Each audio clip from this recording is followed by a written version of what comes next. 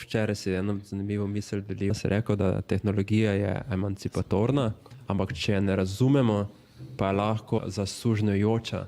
Ja, tu sem izhajal iz tega, da imamo eno civilizacijo, ki vso inteligentnost enači z to neko operativnostjo tehnološko, znanstveno.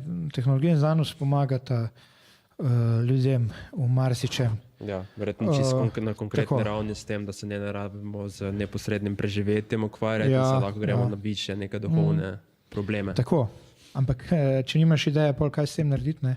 Če uporabiš v tej neki nihilistični smeri za izvajanje dominacije, kar se trenutno zelo dogaja tudi preko naših ekranov, da v bistvu telefon ustvarja naše obnašanje, ne?